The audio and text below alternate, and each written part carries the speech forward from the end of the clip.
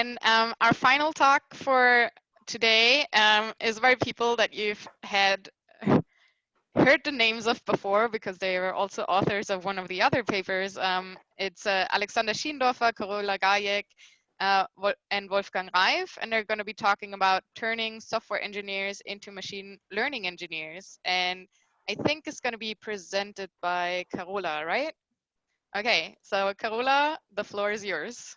Thank you. I'll just try to start my camera. I guess it didn't work. I'm sorry. How do I get the camera working right now? Sorry. You can maybe see at the bottom left. Does it work right now? So Peter's showing thumbs up. Yeah. Yes, Thank I you. can see you as well. Sorry. Okay. Okay. Go ahead. So I will just start right away. Yeah, in our courses, we are teaching software engineering students. And from the beginning of their education, they are taught to follow a real systematic and constructive methodology. Like before implementing their software, they should first of all model the domain and create architectural models that are well considered, typically using UML modeling. And that's the reason why they tend to struggle with the adoption of an empirical and experimental mindset as it is needed for doing machine learning. Imagine, for example, we're having a neural network that is underfitting. We all know that increasing the complexity of the model will increase its performance. We can do this, for example, by adding more neurons or more layers to the model. But however, the optimal number of neurons and layers is not known, but it needs to be explored. So in our courses, we designed exercises for three fundamental machine learning skills. The first one is learning a systematic approach for tuning hyperparameters. This is important because machine learning users typically need to train plenty of models with various architectures in order to find the best performing one. The second topic is knowing how to split the whole data set properly into training, validation, and test sets, and using the subsets correctly. And this is important because the split determines the validity of the model. And the third exercise, since many models are trained based on numerical optimizers, in order to detect and improve gradient problems, one should understand the gradient signals. These three topics originate from our experiences of former machine learning courses, where we set more complex tasks to our students. And of course, every teacher has their own most important topics. These are just the three ones we selected for our courses. And in the following, I will just briefly explain the material we created. So the first one is a notebook that covers hyperparameter tuning. We designed a widget you can see here where the students should tune the learning rate of gradient descent. And we used linear regression as model because it doesn't have any hyperparameters itself. In the widget, you can choose if you want to have the data with or without noise.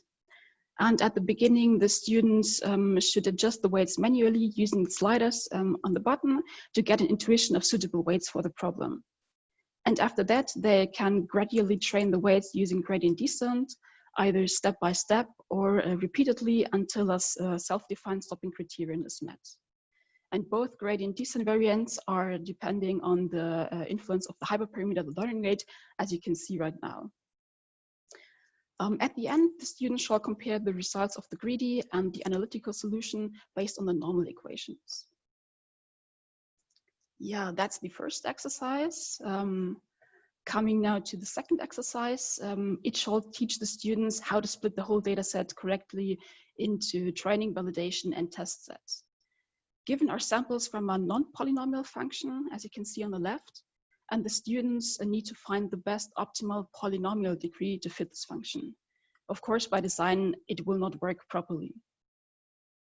And instead of using polynomial regression, we decided to simulate it using linear regression and adding model hyperparameters to it based on polynomial basis functions, as you can see on the right side.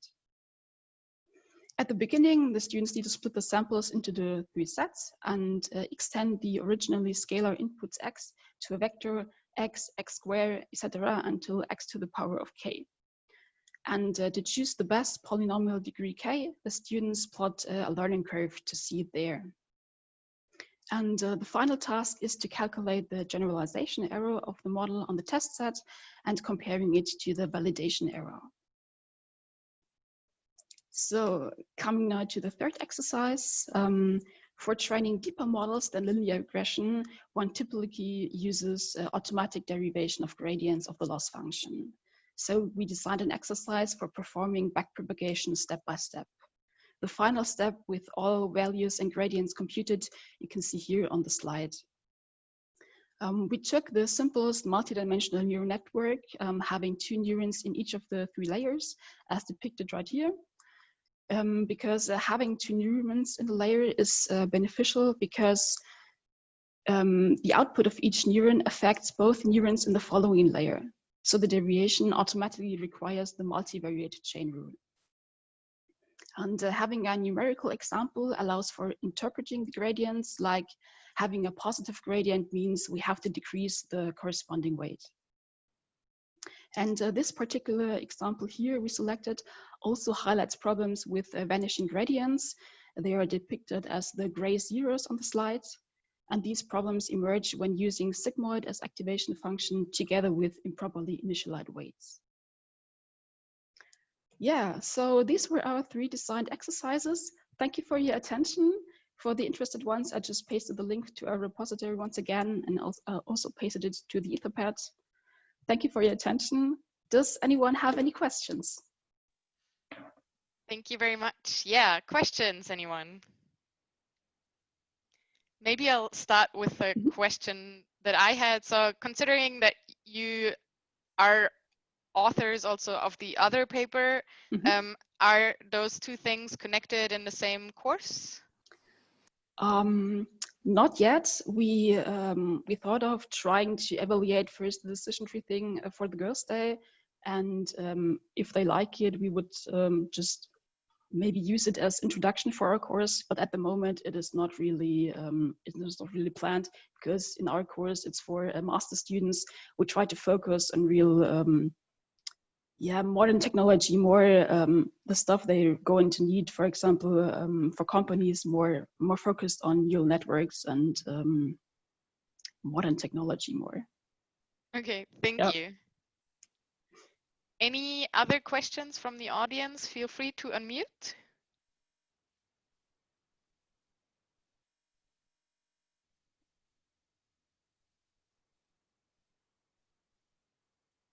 Otherwise, feel free to also ask any questions to any of the speakers in the Etherpad, and we'll ask the speakers to take a look at it also after to answer any additional remaining questions. Okay, any questions so far?